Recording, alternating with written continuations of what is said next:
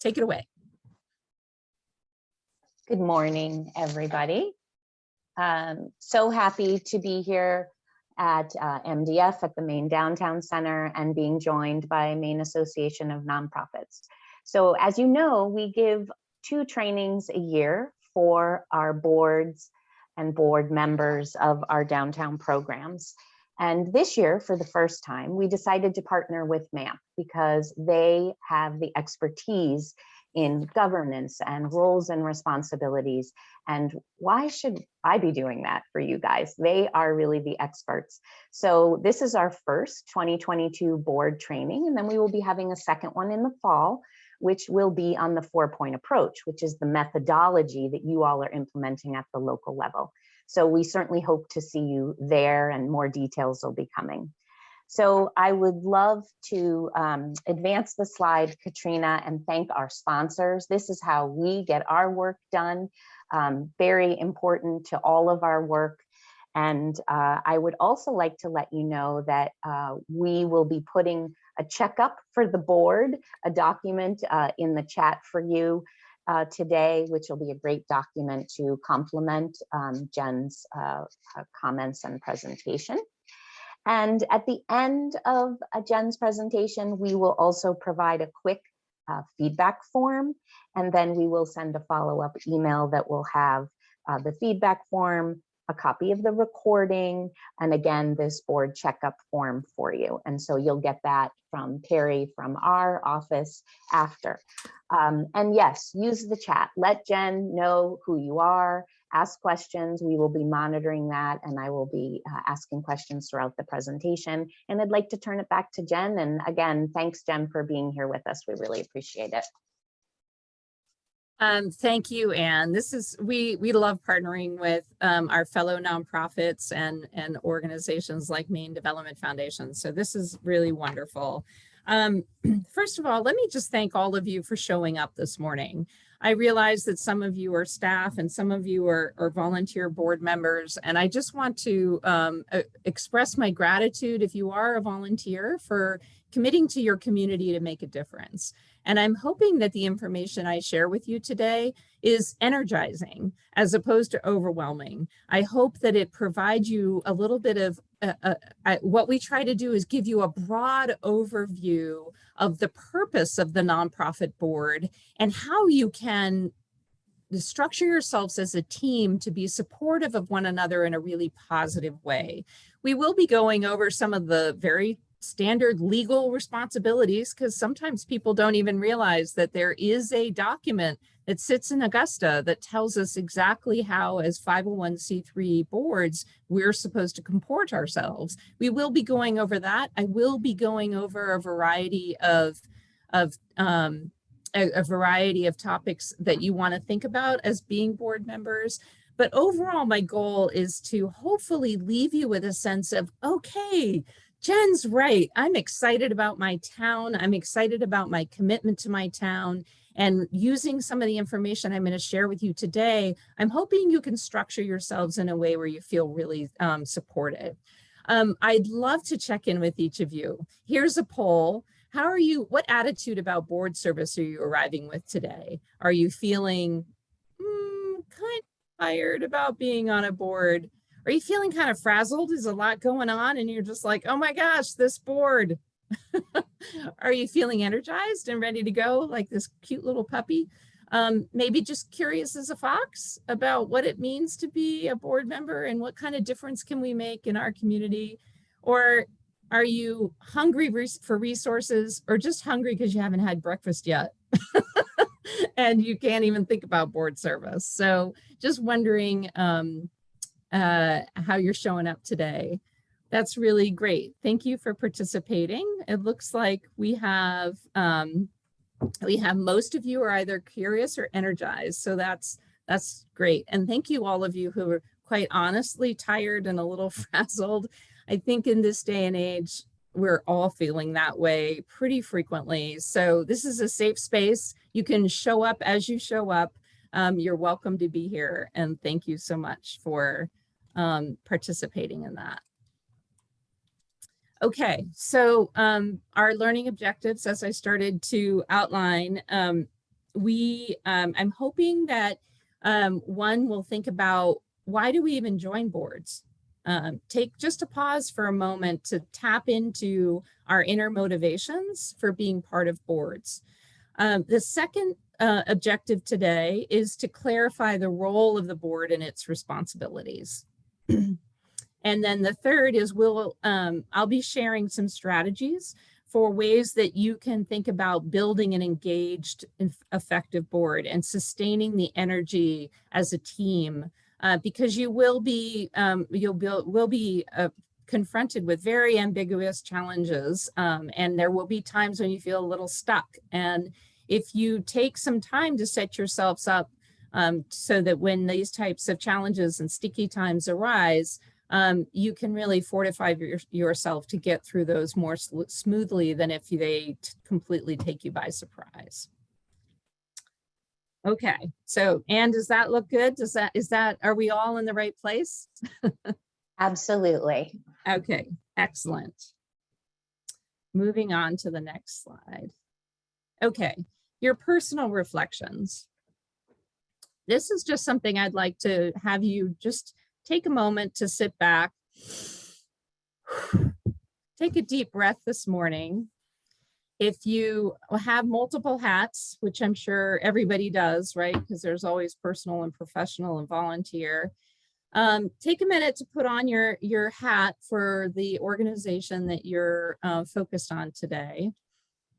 And just sit and relax for a moment. And my first question is to you to reflect on for a few moments is, what is your primary motivation for joining this board or this commitment, making this commitment if you happen to be a staff member and you're working at this organization? What's your primary motivation? And I just want to sit there for a minute and have you reflect on that. This is just, something you can just remember in your head, or, oh, thank you, Karen. I can tell you guys have done this kind of thing before. She's already offered community. Lovely. And I was just going to say, if anybody feels prepared to share your primary motivation in chat, I would love to see that. Community engagement. Yeah. And I don't know about you and your circles, but through the last couple of years, the lack of community or the sense of loss in community has been more palpable than ever. Have you been feeling that? Yeah, absolutely. And it's ironic because yesterday we sent out our newsletter, and my reflection for our newsletter was about community, and particularly starting to feel it again. So it's very important to this work that our downtown organizations are doing. Yeah. I also want to acknowledge that the one thing I want to share here are two main points. Is one is we all have a reason why we've made the commitment, and they may be similar, they may overlap, they may be quite different.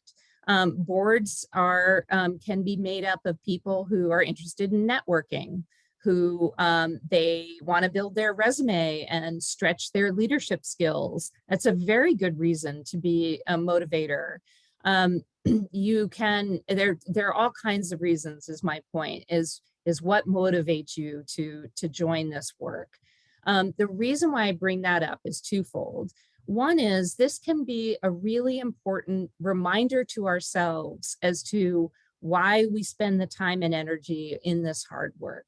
And connecting to that feeling and that motivation can really take us through some of the more challenging times. I also encourage you to think about occasionally asking your board to share with one another why they're even on this board. Now, ostensibly, some of you may be saying, well, we know each other, we've had that conversation, or isn't it pretty obvious, right? One thing is sometimes we find that we get new board members and we're so busy on the habit trail of getting work done that we don't take a time to pause and really bring a new person into the fold. So I'll be encouraging you in a few moments to build strategies for how you can have thoughtful conversations at the board level, this can be a really easy one, is to take a couple of minutes to check in with each other as to what your motivation is. Progress. See, so one word is progress, one word is community. How are those similar and yet different, right? And there you can really start to understand the different reasons why your team has come to this work together. Okay, thank you so much. Thank you, Brendan, Amy, Nat, Chantal. These are really, really great. And Question I do number think, I do think, Jen, that a lot of the downtowns are motivated by space, preservation, beautification, and caring for those places. That's, you know, a big part of the work they do. Yeah, thank you for adding that point. So question number 2, and I'd like to do the same thing, take a couple of moments to reflect, and then if you're willing to share, what is the strength or ability that you want to prioritize as a member of this team or board? And once again, this can be a really helpful question to ask one another and to know about one another. So a lot of times we recruit people, but it might be 1 or 2 people who recruits a person to the board. And we haven't not only looked at maybe we've looked at their resume and we know they're an accountant. And so everybody on the board sort of assumes, right? Oh, they're an accountant. They're going to do all the financial review. That's not necessarily a fair assumption, right? I've had a number of times I've had board members who have particular professional backgrounds, and they say, you know, I really want to do this because I'm interested in the progress of my community and interested in developing the beautiful spaces. I don't necessarily want to be the person who does the finances. And so as a team, if you know what motivates you and what are the things that you want to bring to the table, and you know about that each other, you're going to be able to support each other better in saying, hey, Nate, why don't you take on that piece because you're passionate about progress and you can bring strategic thinking, and someone else can see. Nate says vision. So he's got progress and vision, and that's his pairing of what he's passionate about, what he brings to the table. Karen's saying collaboration and community.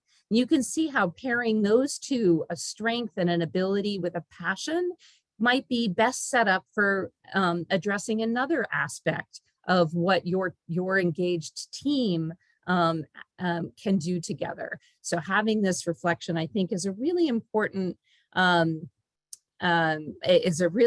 foundation as you're trying to build this team. And Amy, I love it. You're a gardener. You're interested in green space. We know who's going to be doing the actual digging of the bulbs, right? That's great. That wouldn't be my strength, right? And so I would want to be doing a different assignment for your team. Rob is saying he has 6 years of boots on the ground experience. That's awesome. And that's such an important thing, not only to know that he has that experience, but that he's willing and desires to share it.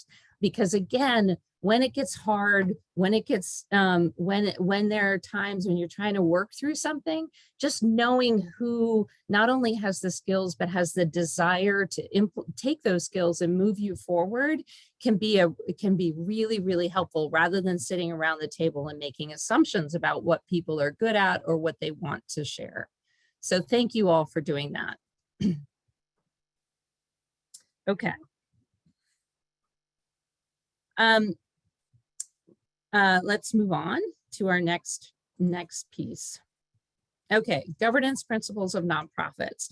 And I mentioned at the beginning that I would be getting into the legal responsibilities of a board that are actually outlined in a state statute called the Maine Nonprofit Corporations Act. And Katrina already shared the link directly to that statute in the chat box, and I'm sure you'll also receive it and follow up. And some of you clearly have nonprofit experience already, so thank you for being patient. I will say that I've also been working in nonprofits for a long time, and I give this presentation several times a year. It is always helpful for me to be reminded of the fundamental principles of what it means to serve on a nonprofit board. And so here we go. The principle number one, this is not part of the statute, but this is a major principle that we like to clarify right from the get-go for boards is, and it's particularly helpful when it comes to, in Maine, we have mostly the vast majority of our 501c3 charitable nonprofits are quite small and have maybe 1 or 2 staff, and many of them are all volunteer. And so it can get confusing as to who's responsible for what. And in what context are we making our decisions together as a team? And when does someone get to just decide on their own? And that's what this first principle gets at. The hat you're wearing at any given moment in making decisions about the organization does really matter. And so hopefully this framework will help you remind each other as to how the governance, the decision-making of the organization is set up. As a 501c3 board member, and this is that even though you may not be on a 501c3 yet, this is still very applicable, is a governing board, a corporate board can only act as a body. No one individual, before you consider, the bylaws may later change this, but from the get-go, the understanding around a corporate board is that you have to act as a team and make decisions as a team. No one individual has authority on the board unless it's outlined and it's explicitly delegated through your bylaws or other approved decisions that you've made making as a group. Clearly, there are going to be times when it's much more effective and efficient for a person or a group of people to make decisions about staff compensation or moving forward on a particular activity. And that is completely fine, but you need to decide that as a group first, and you need to agree that you're delegating that authority. And so that's when you're a board member, and that's your board member hat.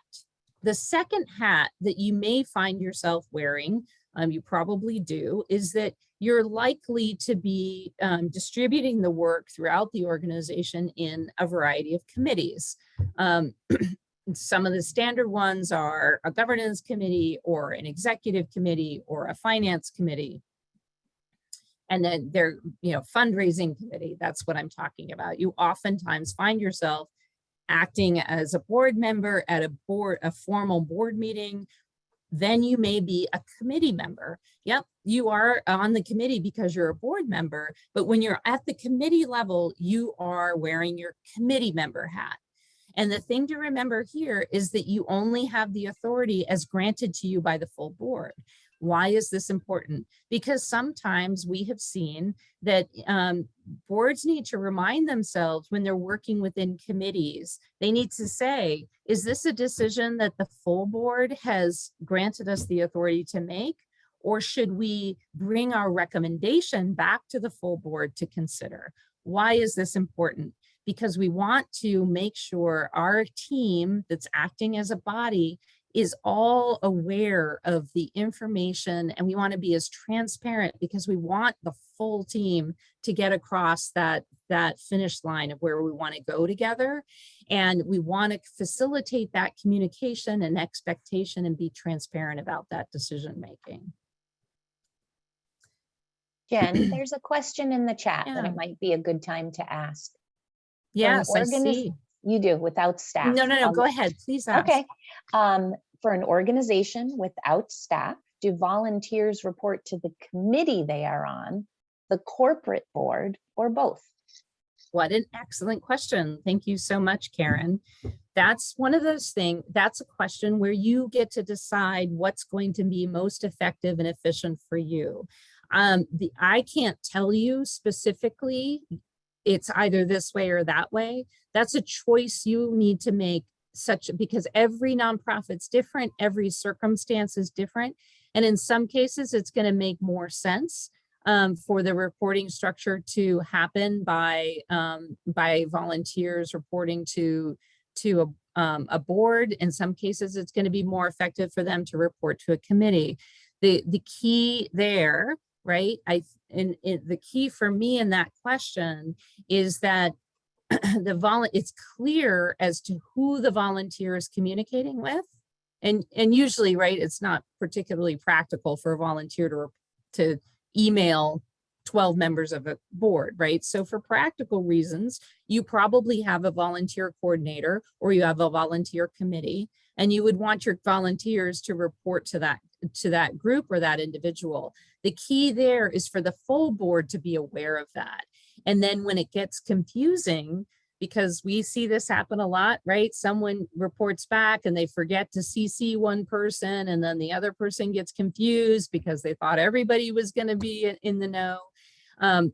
If you've established from the beginning what the structure is, then when it gets confusing, you always have that practice, that agreed upon practice to fall back on and to say, hey, no harm, no foul. Just remember a few weeks ago, we clarified that in this case, volunteers are going to report to board member X. Board member X is going to share the work of the volunteer back up to the full board or the committee. Is that helpful, Anne? Do you think? I think that was really helpful. And I learned something. I really appreciate that.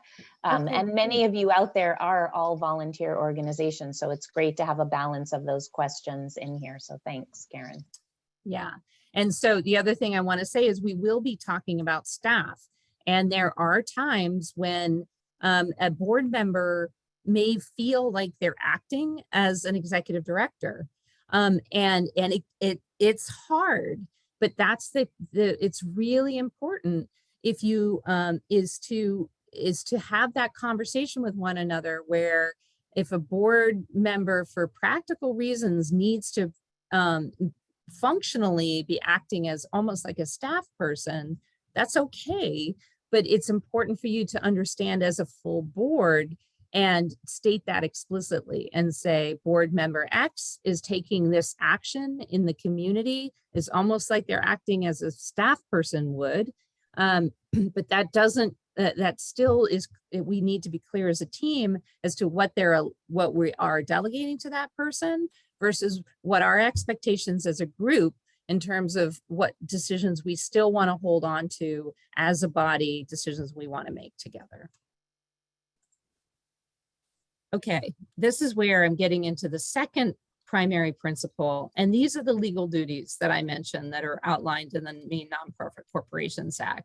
There are two that are in the Maine Nonprofit Corporations Act specifically, the duty of care and the duty of loyalty. This is what's expected of you as a board member. Duty of care, what does that mean? That means you're expected to be prepared.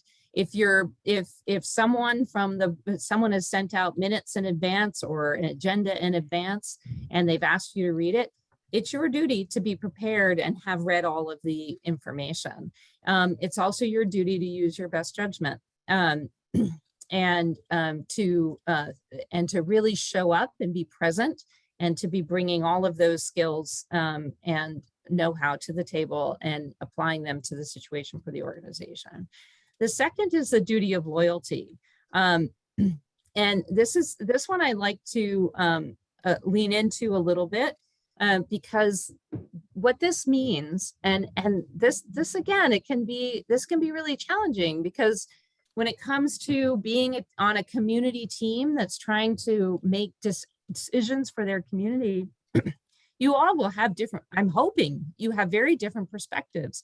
I'm hoping you have different visions. I'm hoping that, or not entirely different visions, but different ideas as for what's possible, because that's kind of where the creativity and the innovation come in. Is how about this? How about that?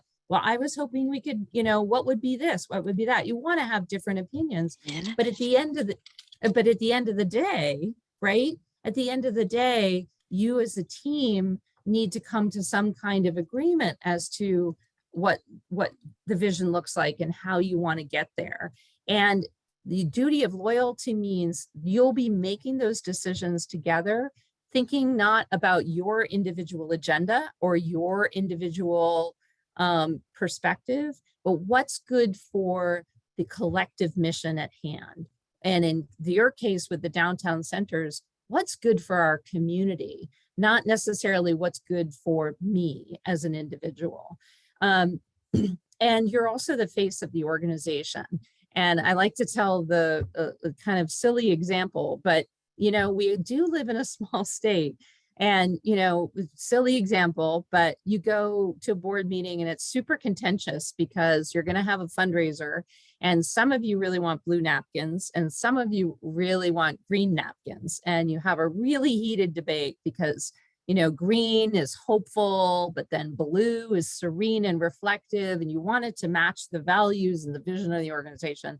So you have this really passionate contentious argument over blue or green napkins. Well, finally, at the end of the day, you have an excellent board member who brings their passion for facilitation, and they're able to get you all to agree and vote on the decision for blue napkins. But you wanted the green ones, and you still think to yourself, the green would be way better, right? Money, people are more likely to give money if they see green napkins. So you go to the grocery store in your town and you are standing there in line, you run into a neighbor and they pick up on your vibe that you're a little frustrated. You still have a little knot in your brow, and they say, "Hey, how's it going?" And, "Oh, good. Yeah, I just got out of a board meeting for downtown center." "Oh, that's too bad," or not too bad, but you look a little, no, that's good that you just got out of a board meeting, but you look a little frustrated. What's up? And at first you want to go off and say, "They picked the blue ones. What a dumb decision," right? But then you stop and you remember what Jen said on March 2nd, 2022. And you remember what she said for a second. You go, "I'm the face of the organization and we made a collective decision for the organization." And so you go, "Well, we decided on blue napkins and it's not necessarily the way I would have gone, but I know it's really an important fundraiser for the organization. And I hope you show up and I hope you enjoy our blue theme next week," or whatever. So there you go. That's my silly description of the importance of the duty of loyalty. Okay, and then we also like to mention the duty of obedience, because that's oftentimes you see it in other states have their own Nonprofit Corporations Act, and it's a third duty that you will frequently see in the context of these legal duties, and that's knowing and obeying the law. And I know that you're all on top of that, so. Okay, I'm going to move on. I'm going to pause there. And is there anything that's popping up for you that you think would be helpful for me to clarify? No, not at this point. I think the questions that I have had personally in the last week are more related to governance, technical governance issues, which I'm sure you will be getting to. Okay, great. Well, if I don't get to those specific answers, make sure you ask me later on. I sure will. And everyone, do continue to use the chat as questions come up. Great. Okay. The next stage of this is I want to share with you this graphic that we've come to know and love here at the Maine Association of Nonprofits. And one of the key messages that I want to get across to you today is that engaged, high-functioning boards are really critical to our communities and getting the work done that we aspire to get done for our communities.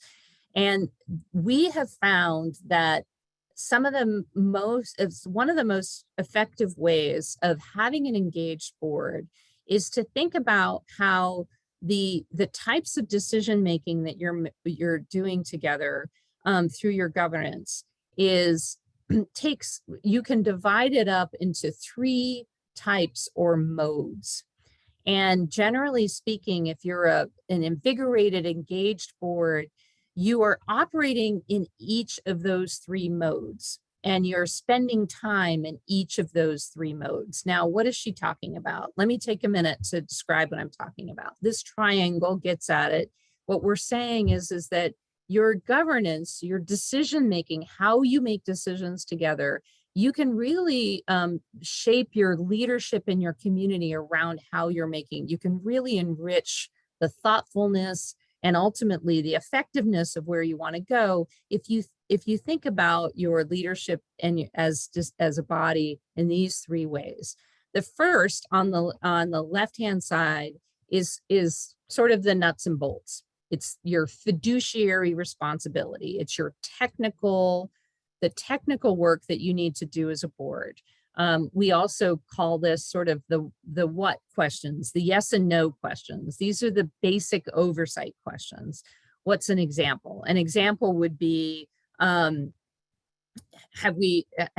anybody remembered to file the 990 this year? Check. That's a fiduciary responsibility of boards to ensure that you're complying to any IRS regulations and getting in the forms and the documents that they need. How you take your minutes, who takes your minutes. These are all fiduciary questions that you want to be thinking about together. The second mode is strategy, the strategic mode. And many of you, I'm sure, have spent a lot of time in this mode where we call it the foresight, the how, the strategic planning. You know, we're building our community, we're thinking about green space in our downtown. How do we want to go about doing that? Who do we need to pull in? What's our strategy for achieving the vision that we have for our work together?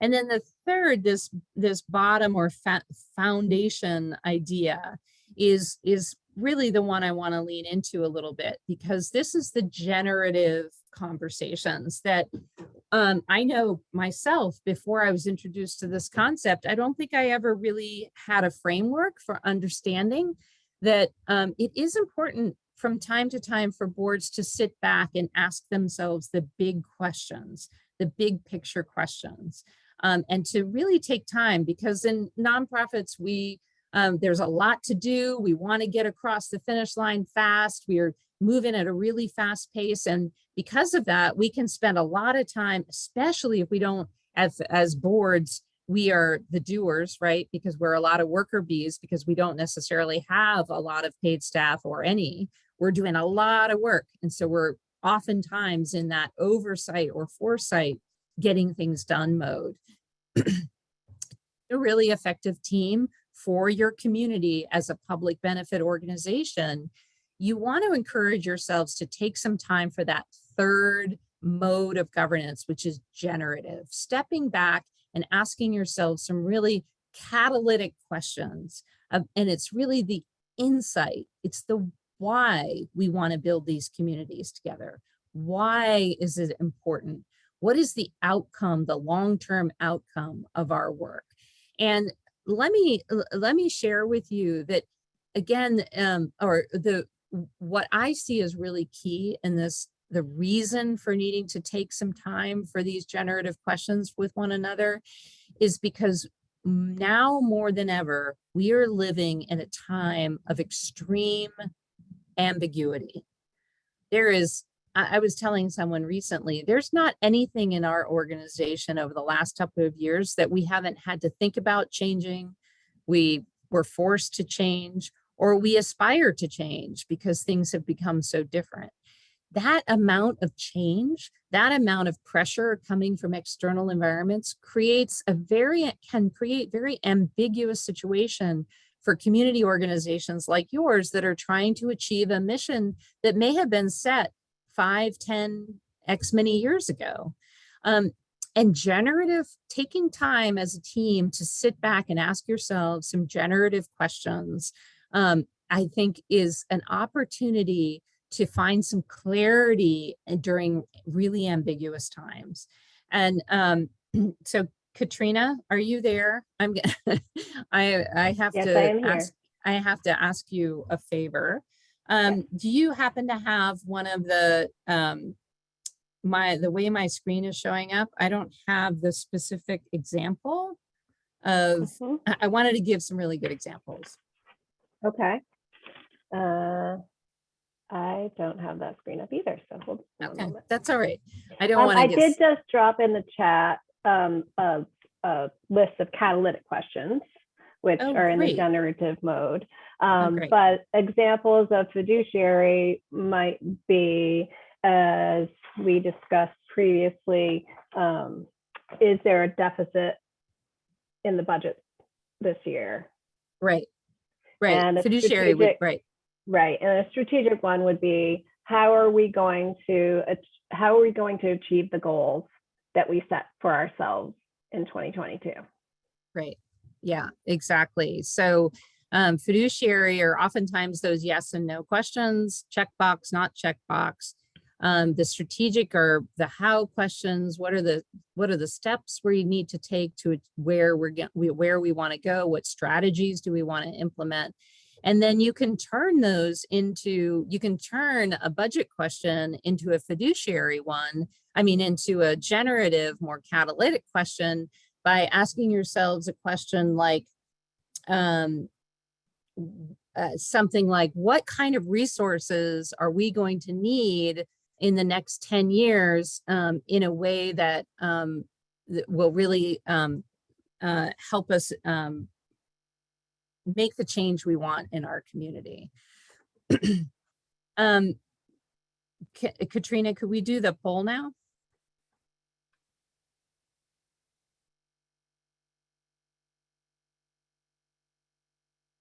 There you go. Do you see those, Jen? Yeah, they're not showing up on my screen, so. Okay, so do they show up on anyone's? And do you see them? I do not, Katrina. Oh, Sorry.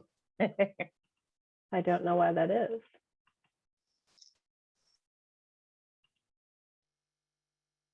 Let me try this. Oh, got it. There we go. Okay, so Yep, let's try this out.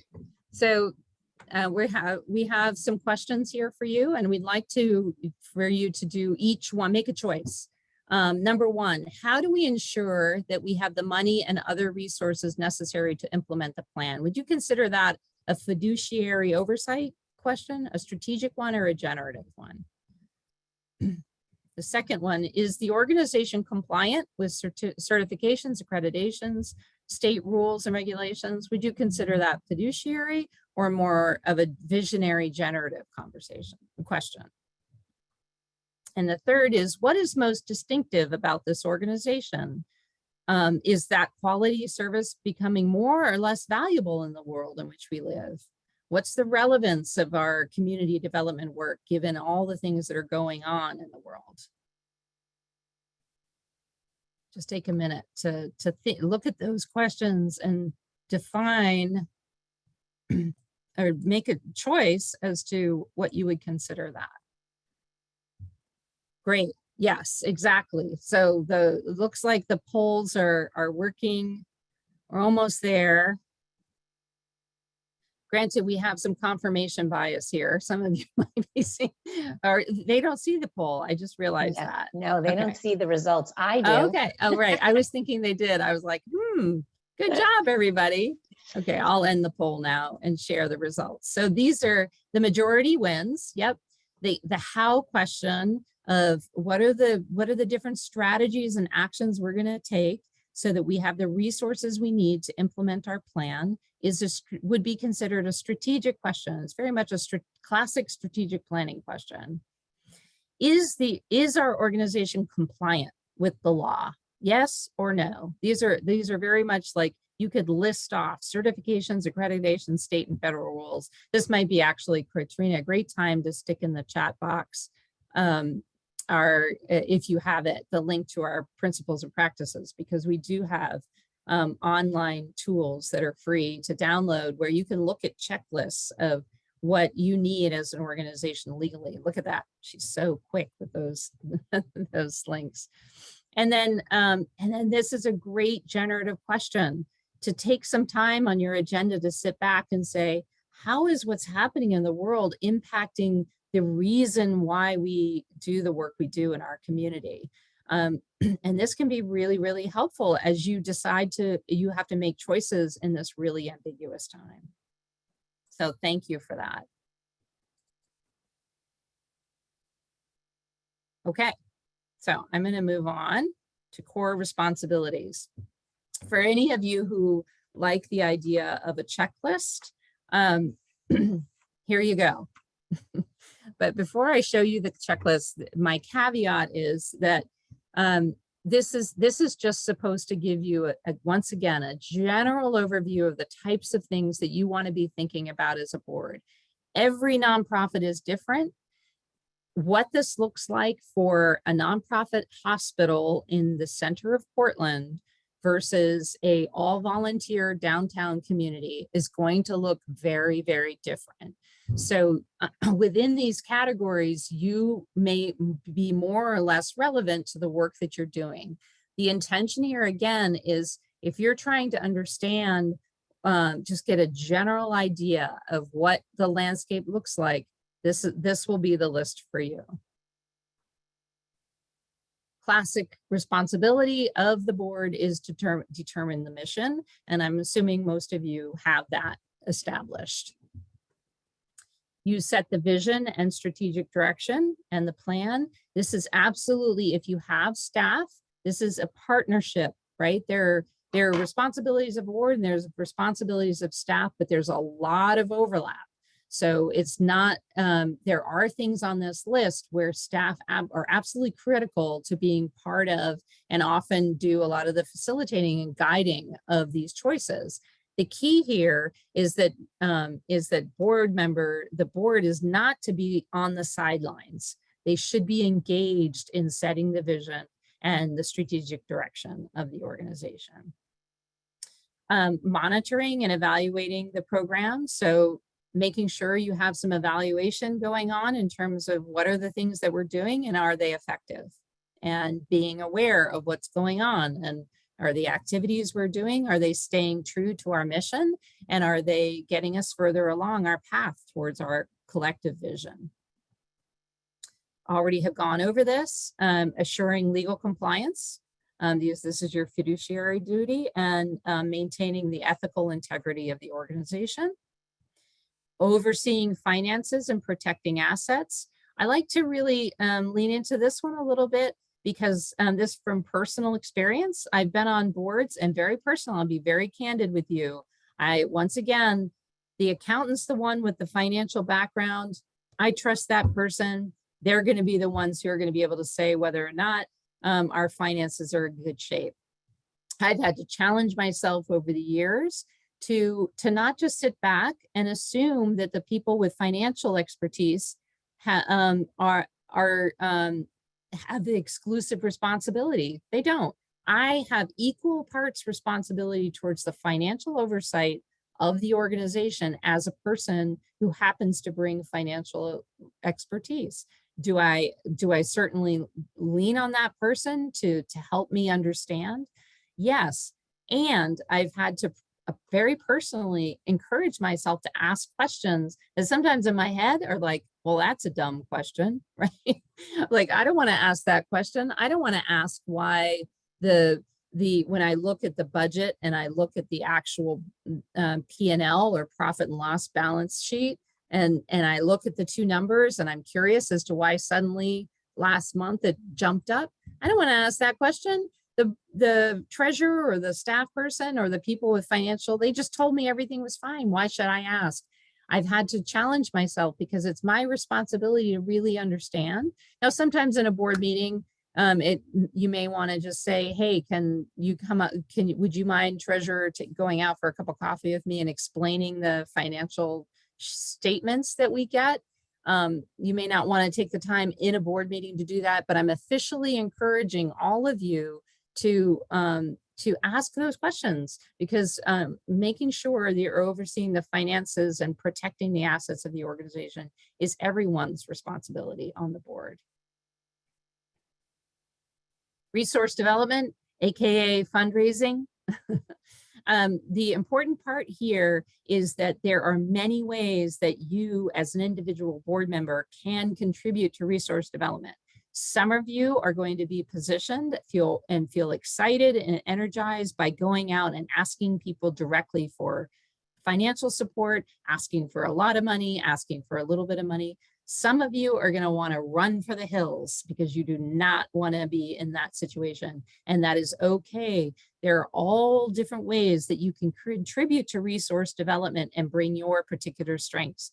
Maybe you're really good at expressing gratitude. Maybe you're the person who makes sure that as soon as someone has contributed to the organization, you're the one doing all the thank you notes, and you're doing them really fast. And so it's super impressive to donors because they don't usually hear so quickly. Maybe that can be your contribution to resource development. Maybe you love to just connect people to one another. Maybe you're just like a community connector extraordinaire, and your piece can be making sure that the people who want to fundraise are meeting the people who could potentially get involved in supporting the organization. So everybody has a part to play, and you can dive in more as an organization to learn about that cycle of fundraising and resource development. And based on your strengths and your passion discussion that you had at the beginning of this workshop, you can choose how you want to set up your team so that you can successfully fundraise and not look at it as just through this one lens of, I don't want to have to ask for money. It's a lot more complicated, and there are a lot of ways to get involved there. Enhancing your organization's public standing. This gets to the ambassador question, and you're the face of the organization, and you want everybody in the community to know that your organization is working well towards the public benefit. If you happen to have staff, it is the responsibility of the board as a full team to select, support, and evaluate an executive director. And what that means is oftentimes we see that the board will delegate a smaller group to functionally do that, because it can be very hard for a large board to manage the selecting, supporting, and evaluating, right? You might have a search committee, or you might have the ED annual review committee or work group that gets delegated that authority. But once again, an executive director's boss is not the board chair. The executive director's boss is not the executive committee. An executive director reports to the full board. And it's really important for everybody to understand that. I actually have 16 bosses, lucky me. And so it's important for me to understand that, and for the board and for me as an executive director to understand that they're making decisions about the staff leadership as a group. And then they've organized themselves so that they delegate that responsibility to a particular set of individuals who then reports back to the board. And then, as I say, we're going to get into some more strategies. We've already talked about having generative discussions, but we will be talking about your responsibility to be building your team, because some of you will be cycling off, new people will be coming on. It's going to be an evolutionary process, and you want to take that responsibility of making sure that you're building an effective team together seriously. And yeah. Couple things. Good. I think about policies that exist within many of the nonprofits that are running downtown programs.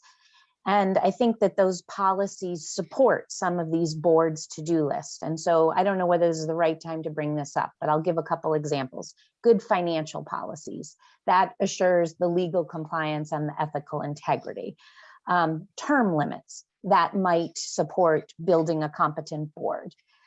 So my question is specifically about ethical integrity and code of conduct, which is kind of another document or policy. So I guess I'm just wondering if you could talk about some of these policies, or whether you plan to. I don't want to force you to talk about it now. Yeah, well, thank you. I will be getting into that a little bit. It's how you're structured to maintain that type of that kind of integrity it can get down into the weeds more than we have time for today.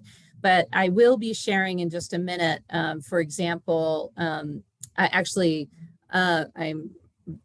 I'm confusing a couple of ideas here, but one thing I want to share is that we do recommend, for instance, a conflict of interest policy.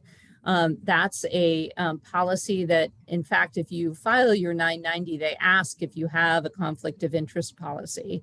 And that there is a perfect example of one of the policies that can really help ensure that people are putting the organization before their own individual interests.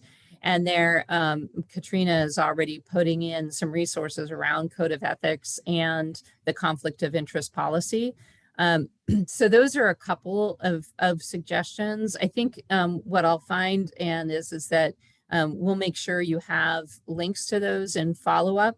And our principles and practices does get into that a little bit more in terms of if you are going to live into this responsibility of overseeing finances, there are some specific things you can be doing around looking at financial statements on a regular basis and some best practices around that kind of thing that we can offer and follow up. That's great, because I think we find in the days of social media that we sometimes have board members not acting collectively, as was one of your original statements.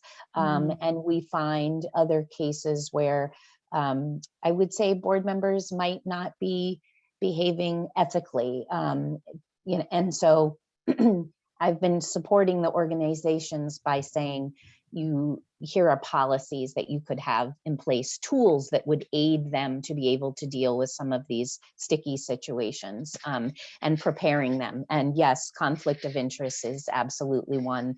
I'm pretty confident most of our boards have that, but thank you for that and all the information. Yeah, absolutely. It's really critical. And also the reason why these generative conversations, where we take time to really talk about a good generative discussion could be, what is the ethical integrity for our organization look like? And what would it mean? What happens to the change we want to see in our community through our nonprofit if we aren't operating ethically? What's the value in making sure that we follow these policies? And that could be a really insightful generative conversation to have with one another. Thank you, Katrina, for being so quick on the fly with those great resources. Okay, so we oftentimes get the question, what's the difference between what the board's responsible for and what the executive director is responsible for? And so I'm hoping that for us to spend a little bit of time on this will be helpful to you. The list on the left is the list that I just had on the other slide. We just went through that list. On the right-hand side is what we typically see the chief executive or the executive director of an organization. And what you'll see is, and again, I want to emphasize here, spoiler alert, Katrina and I are working on a new graphic for this slide that does a little better job of realizing that these two roles between the board and the executive director is really more of a Venn diagram. There are things that are explicitly the board's job. There are things that tend to explicitly be the executive director's job. There's a lot, as I said on the last slide, there's a lot of interaction and working together. Once again, as I've said, the key is to make sure as a team you've had the conversation in advance so that it's clear, if you do have an executive director, what that person's role is. What are the things that the executive director going to do? What are the decisions that person gets to make without checking with the board? What are the things that the executive director needs to do with the board? And what are the things that the board needs to decide without the executive director? It's going to be different for different organizations. The key is to make sure you as a group, as a collective body, have agreed in advance. Or if a question comes up and you say, oh my gosh, this happens at our organization all the time. It's a frequent question. That's interesting. Who decides? Who gets to decide if we're going to, let me give you an example. I'm the executive director. I, generally speaking, am responsible for hiring staff, right? That's my responsibility to decide, to take care of hiring and determining the immediate compensation of someone we've hired. That's all been clearly defined as my role. But it's also in the context of an annual budget that the board has voted on, right? And so the idea is they voted on a board, they know what our compensation budget is, they know my plan for having 8 FTE at Maine Association of Nonprofits for the year. And so, yep, then my marching orders are to go out there, and then I decide how I'm going to divvy that up in a very specific way. What happens if I get a windfall of money, and this is all hypothetical, of course. What happens if I suddenly, in the middle of our budget year, get a windfall of money and I want to hire 6 new staff? Is that my decision to make? Or is that the board's decision to make? Or would we make that decision together? That's just an example of questions come out of the blue all the time where it's not necessarily clear. The important thing is I know to ask the question, who gets to decide in this case? It's clear to me that if it's in the context of the budget, that's my job. But if something comes outside of the context of the budget and the expectations that the board has for the management and growth of our organization over the next year or so, I'm going to pause and say, who do I need to ask about this? Who do I need to engage with in this conversation? So this list, I'm not going to go through the actual details because 1, you can read it. 2, you can always come back to it. It's really trying to help give you some idea as to the distinction between typical board roles versus typical ED roles. But again, emphasize the key here is to decide in advance as a group together who does what, who makes what decisions, so that when it does get sticky, once again, through a policy or a practice you've all agreed on together, or conflict of interest policy, that's what those are for, is to help guide you through sticky situations. So that why? So that you can achieve that vision and mission for your community together most effectively and with the most amount of satisfaction and joy, frankly. So there you go. I'm going to pause for a second, drink some water, and ask either Katrina or Ann to see if there's anything you want to add at this point to keep me on task. Nothing in the chat, and no, I think this is great. Okay. Great. Okay. Are we ready for poll number 2, practices for board development, Katrina? Okay, so we're going to move into, now that I've gone through giving you the groundwork for the basic principles of being on a board and the to-do list, if you will, of the things that you want to be thinking about. Now I want to move into how do we make sure that we're all feeling good and engaged as active, equal team members on this board. So we're asking you this question that Katrina has popped up. What do you think would be the most important to feel welcome and engaged on your board? Which of these things would you say would be most important? You could probably see value in many of them, but which one, if you had to choose, would you say would be most important? An orientation meeting to get introduced to the goals and work, a written board handbook so that you have it at the ready, so that you can help make decisions together, being paired with a mentor on the board so that you can ask questions and you can share ideas and build teamwork together, taking time for relationship building in meetings, asking questions like, why the heck are you on this board anyway? And what do you want to bring to it? What's your passion? What's your commitment? Ongoing learning and opportunities at meetings. Would that be really important to be able to have opportunities like the one today maybe learning moments at your board meetings where you could dive into any one of the items on the checklist and learn a little more about it. Or maybe you have something else. Maybe you have something else that you think is really important. We don't have the exclusive comprehensive list of things that are helpful to feeling welcome and engaged. Maybe you have an idea that isn't here. I would love for you to share it with us. Some of you have already stated that you have lots of experience on boards and in nonprofits. So maybe you've seen something that's been really effective. As so far, I'm going to end the poll, and you fell into two very clear buckets: an orientation meeting and time for relationship building. So this is great. We definitely counsel orientation, take time for an orientation. But I think, Anne, you said exactly why we asked this question is there's not a right answer. It's really a prompt to get you thinking that all of these things can be helpful. All different people need different things to feel welcome and engaged. An orientation meeting may provide you with some really practical information that's critical. But time for relationship building in meetings can also be really critical to keeping people's passions and energies focused on a shared goal. If you are running into those troubles and conflicts that Anne mentioned, either on social media or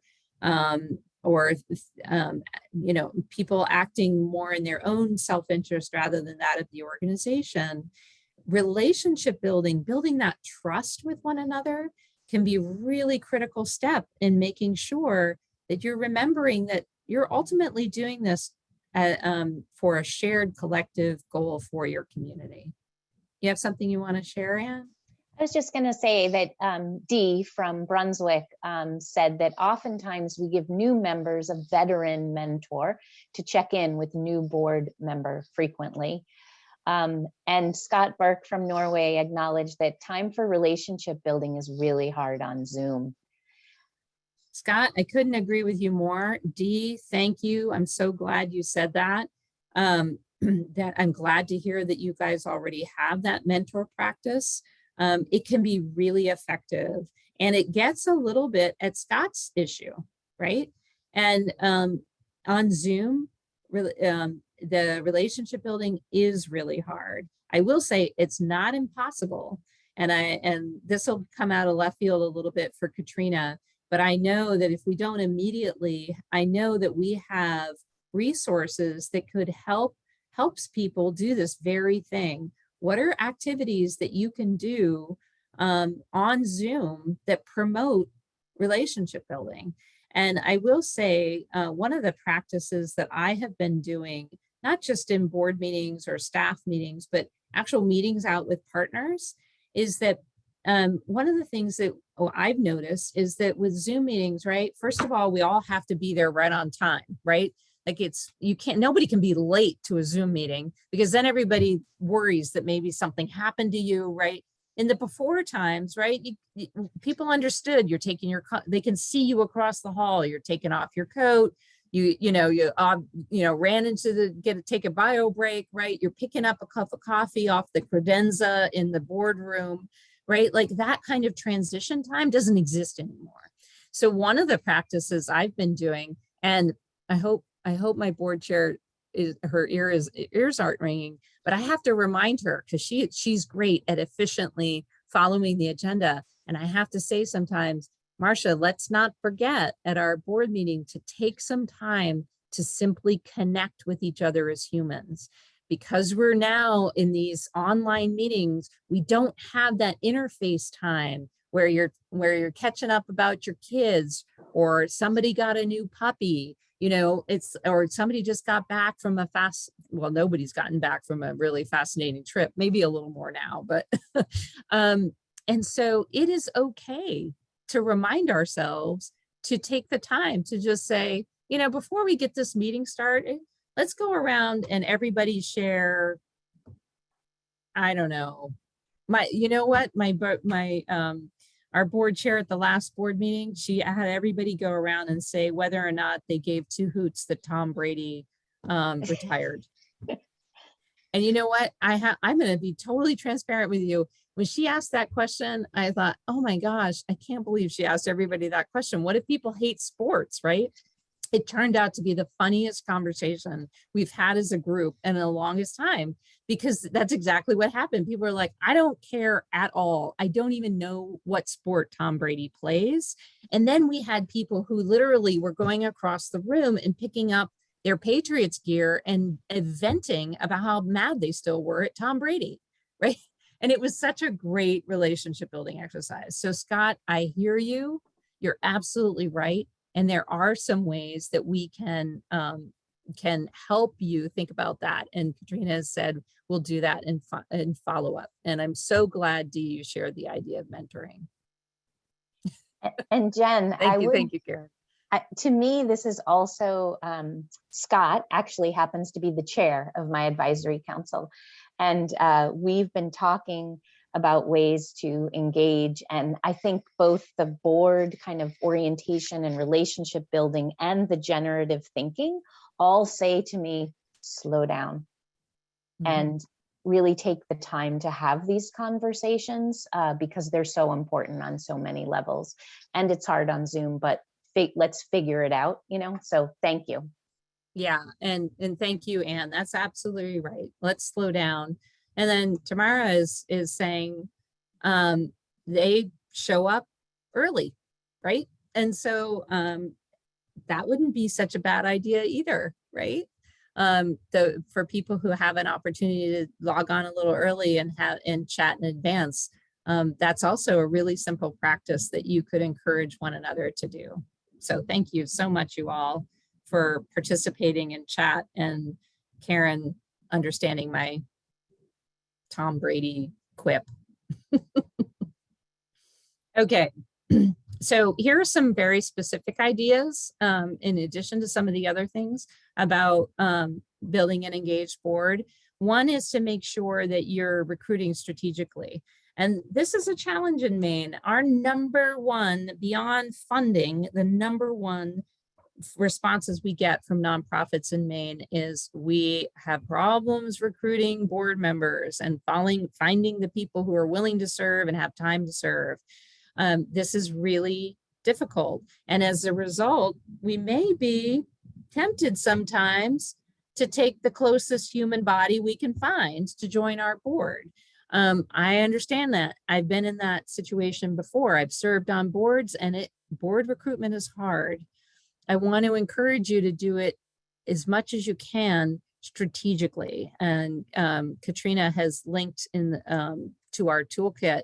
And we also have a new program that we launched called Board Explorer, where if you are actively looking, if you're a 501c3 and you're active, I do think you have to be a member of MAMP. I'm not sure about that, but our Board Explorer program allows you to fill out a brief form and hang out your shingle, essentially saying you're looking for board members. And then we have individuals who are doing the same thing because they're interested in board service. And it's a way for us to try to match interested individuals with boards in need. So this might be something some of you want to think about. It's an amazing program. And I think I see Rhonda maybe on here, and Rhonda might have ended up at Discover Downtown Westbrook through this program.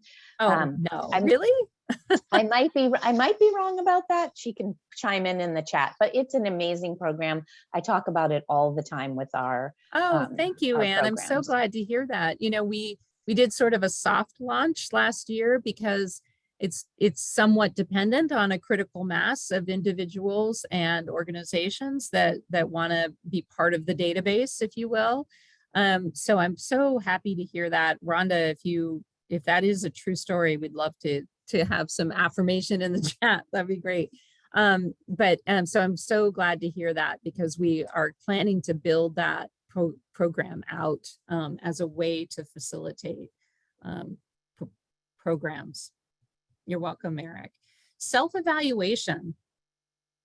So I just did this with my board. I try to do this with my board every few years, not once a year, because it can be overwhelming. I really find that doing some if you want to, you can do it every year.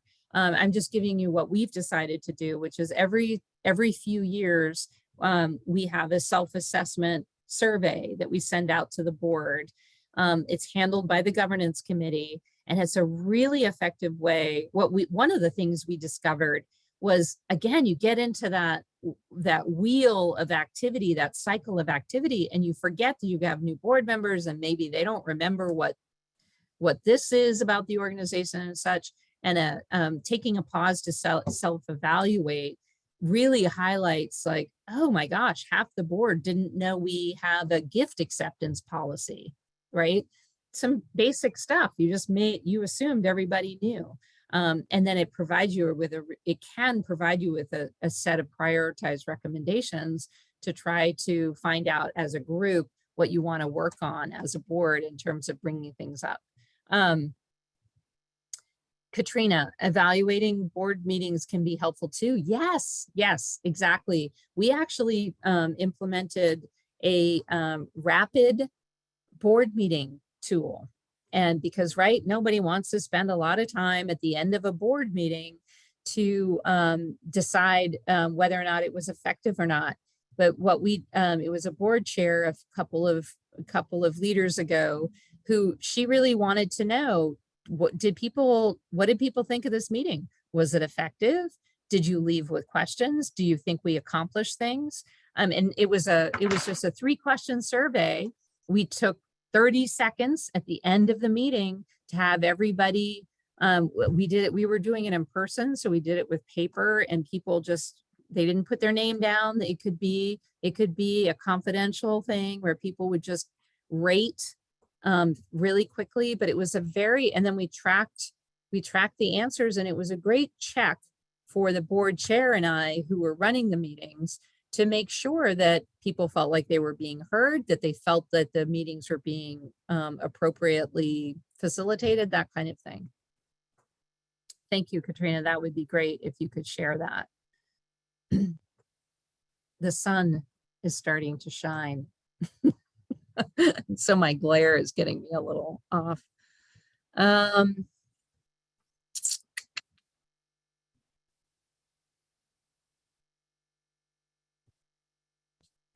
Katrina, do you want to, can you say in Zoom? Oh, you're saying that can you tell me? Can you come on audio and tell me? What's that, Jen? You had a suggestion about the meeting tool. So in Zoom, if you are meeting by Zoom, you can ask the same 3 questions by using the poll feature, and you can set it so that people are submitting their answers anonymously. Or there's also a feature in Zoom where you can add a survey link so that it pops up at the very end of the meeting, which is through the admin interface.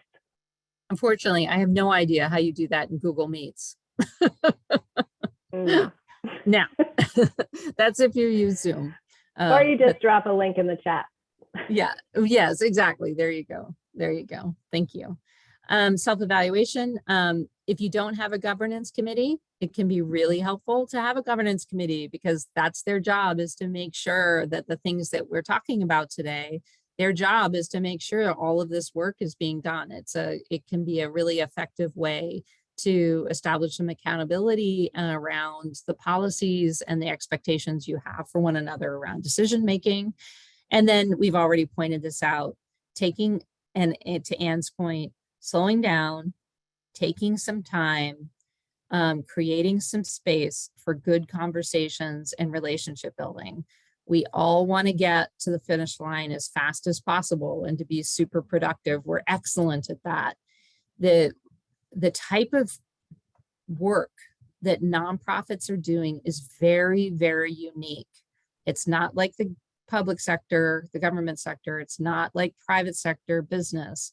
We as a community are coming together. Sometimes we have no idea who we've been joined to with this board work. And we have to get to know each other and figure out as a team how to get across a finish line together. a finish line that we've all agreed to pursuing the same finish line together. And that's a really unique setup and a set of expectations. And a result of that is if we rush too quickly, we can trip and fall. If we don't know who we can count on for certain things, we may find ourselves in the forest blindfolded, tripping over rocks if we haven't established from the get-go how we want to trust each other, what kind of expectations we have for one another, how we want to make decisions together, and how we want to support each other. And so I encourage you to take a deep breath and take the time for relationship building and space for these conversations.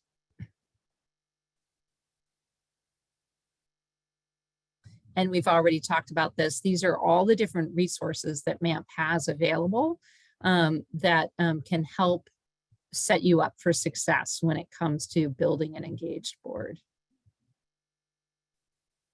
And then I like to encourage this because at the end of the day, I want you, as I said, I want you to feel energized by this work. I want you to feel like that you can really bring out your passion for building your communities. I've seen the work of Maine downtowns. I've seen the incredible transformation that communities have been making with community members dedicated to this like you. And the only way that you're going to be effective is if you can all tap into those passions and strengths in ways that get you towards this shared vision. I want to reassure you as well, you will not be tested on the answers of the information that I've shared with you today. This is to provide you with a useful framework for how you make decisions together, what you want to be focusing on, providing you with some potential strategies for building an engaged team. At the end of the day, however, to be a great board member, you need to be passionate. If you're not excited about the mission and vision, it's going to be really hard to stick to it. You need to be present. You need to think about, do I have time to really give this organization what it needs? And can I reorient some of so that I can be an effective board member? Is there a way I can be present by coming, as Tamara said, coming 5 minutes early or 10 minutes early to a board meeting so that I can get to know some of my fellow board members? What would it mean for me to be present and to really show up to my commitment and be proactive? And that is, as Katrina knows, my favorite thing to suggest to board members is don't be afraid to ask good, constructive questions. An inquisitive, proactive board that's asking the types of questions that we went over, the fiduciary yes and no questions, the strategic, what are the steps we're going to take to be successful, and then the generative, visionary questions like, what's just happened to our world in the last 2 years, and what does it mean for the work we're doing in our community? All types of those questions are going to enrich your experience as an individual board member, and it will enrich your experience as the path towards a vision in your community. Okay. Katrina is raising the time flag for me. So should we try, these are the learning objectives that we had set out for today.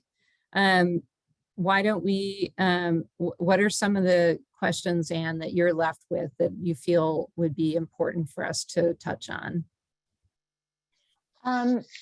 I'm not having any questions at the moment, okay. But I just want to reflect that I hope everybody has the feeling that I do, which is one, I feel really grounded And two, I feel energized, and I'm feeling that for not only reflecting on my own advisory council, but hopefully in the work you guys are doing with your local Main Street and affiliate organizations.